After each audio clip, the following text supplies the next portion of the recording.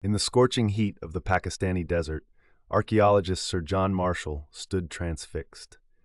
The year was 1924, and beneath his feet lay the remains of a city that would rewrite the story of human civilization. What he had uncovered was not just ancient ruins, but evidence of a sophisticated urban society that had flourished 4,500 years ago, older than the pyramids of Egypt, older than the palaces of Babylon. This was Harappa, one of the crown jewels of the Indus Valley civilization, a lost world that had vanished into the mists of time. For centuries, scholars believed that civilization had dawned in only two cradles, Mesopotamia and Egypt. The fertile valleys of the Nile and the lands between the Tigris and Euphrates were thought to be humanity's first experiments with urban life, writing, and complex society. But Marshall's discovery would shatter this assumption forever. Hidden beneath the dust of millennia lay proof of a third great civilization, one that had emerged independently in the valley of the mighty Indus River. The story of this discovery begins not with archaeologists, but with British engineers. In the 1850s, as the British Raj expanded its railway network across the subcontinent, workers laying tracks near the village of Harappa in Punjab stumbled upon vast quantities of ancient bricks. These weren't ordinary bricks. They were fired to perfection, uniform in size, and clearly the product of sophisticated engineering. For decades, these bricks were simply harvested and used as ballast for the railway lines, their true significance lost to the world. It wasn't until 1912 that J. Fleet, a British archaeologist, recognized that some artifacts found at Harappa bore mysterious symbols, a script unlike anything known from the ancient world. But the true magnitude of the discovery would have to wait another decade. In 1921, Sir John Marshall, Director General of the Archaeological Survey of India, launched the first systematic excavations at Harappa. What his team uncovered defied all expectations. As the earth was carefully brushed away, a remarkable urban landscape emerged. Streets laid out in perfect grids, houses built with standardized bricks, and most astonishing of all, an advanced drainage system that wouldn't be matched in sophistication until Roman times. This wasn't the work of a primitive society struggling to organize itself. This was the product of master urban planners who had solved problems that would challenge city builders for millennia to come. But Harappa was just the beginning.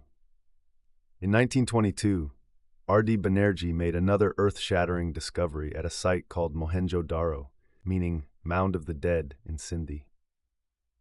Located in what is now southern Pakistan, Mohenjo-Daro revealed an even grander vision of Indus Valley urban planning.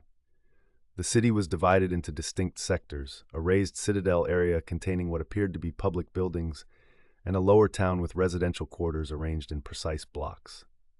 Walking through the excavated streets of Mohenjo-Daro is like stepping into humanity's first experiment with modern city planning. The main streets, running north to south and east to west, were up to 30 feet wide, broad enough for carts to pass comfortably. Smaller lanes branched off at right angles, creating a checkerboard pattern that would be familiar to anyone who has walked through Manhattan. Every house had access to a well, and wastewater flowed through covered drains that ran beneath the streets, a level of urban sanitation that medieval European cities could only dream of. The Great Bath at Mohenjo-Daro stands as perhaps the most enigmatic structure of the entire civilization.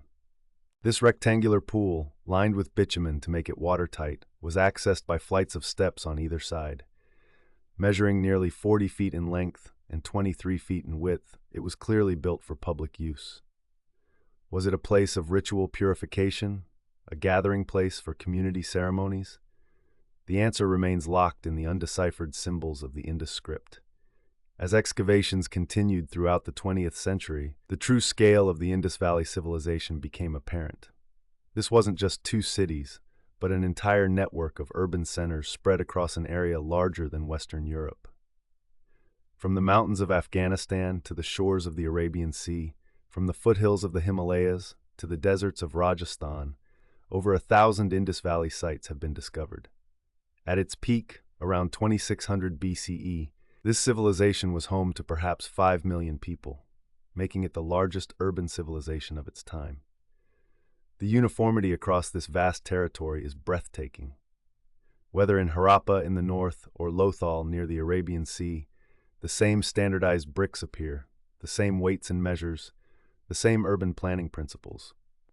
A merchant traveling from one end of the Indus world to the other would find familiar streets, familiar architecture, familiar systems of trade and governance.